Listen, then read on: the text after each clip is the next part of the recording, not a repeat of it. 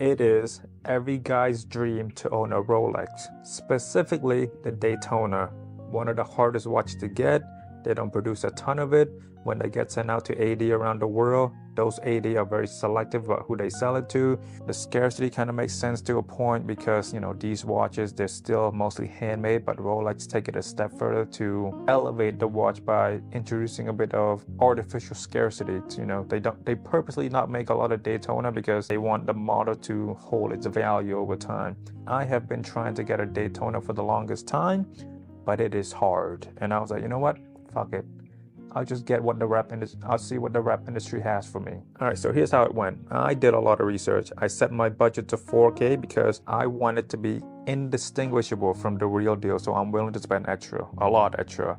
And before you flag me, I would get the real one if my AD ever called me and say, hey, we have a Daytona for you, Makasy. Please come in and buy it right now for retail. You know what? We'll give it to you half off since you're so adorable. Today, we have the Rolex Oyster Perpetual Cosmograph Daytona in 18 karat Everose gold with a bright black and sun dust with the Oyster bracelet. Features an 18 karat Everose gold bezel with an engraved tachymetric scale, model number 126505. Before we continue, I know you all want to see extreme close-up of the detail shot, so I'm gonna turn the music up, and here's 1 minute straight of just the B-roll without my voice.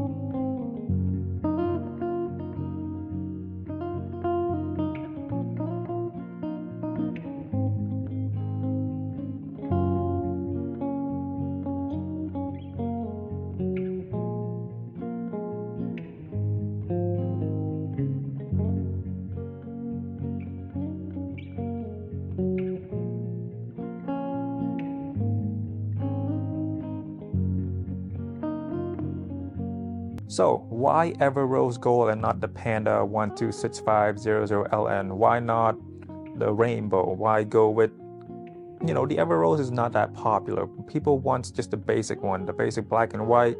So I went this route because I wanted to be a bit more subtle. So let's try not to stand out too much. If you are familiar with my channel, I am very detail oriented, meaning I did extensive research prior to purchasing this. I will tell you how I got this watch in this video, but I've only had a few days to spend with it. So as of right now, I will share with you like the specs, how I feel, the technical, the color, the font, the spacing. Every detail will be broken down to in the next video. So I got this watch from Taobao, but not the Taobao that you know. Think of it like Essence with the private sale. People who don't know, Essence has a private sale for their customer, or think Farfetch. So with Farfetch, you get shown new product first before they release it to the general public. Anyway, the point is, Taobao has an exclusive wall between regular consumer and their VIP. I didn't know this existed until I got the email saying, hey, you want to access this VIP segment? And then I went in there and it changed my life. The VIP segment of Taobao is very similar to the regular Taobao, except for a few details. First, you get free shipping and priority customer service. Taobao is still Taobao. A lot of seller, different factory, different quality control, but just a bit more refined. So I would say 2-3 months of research, just talking to a few seller, asking them for different photo, asking them for videos specifically for this watch because I want to see the movement. How good is the movement?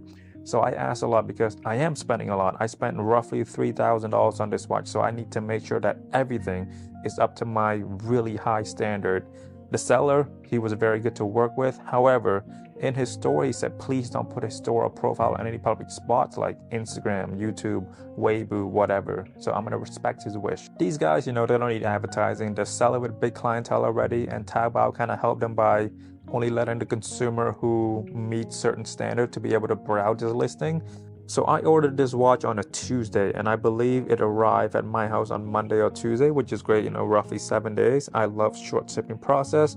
My family and I, we own a few Rolexes. We own a few Rolexes to our name, so I've been able to compare and contrast, but I haven't had a lot of time to spend with the watches yet. I've only been able to just look at the authentication card, the booklet that comes with it, and what I found is that the card, it feels a bit off to the touch, but the font, spacing, and overall just very close. I would say 99.9998. Like, it's very faint. You have to have both in front of you to see it, but it's there. It's a bit off. Again, I do want, if you are knowledgeable with Rolex, specifically Daytona, please look at this video and then point out any flaw that you see, because although it's great, although it's close to the real deal, you know.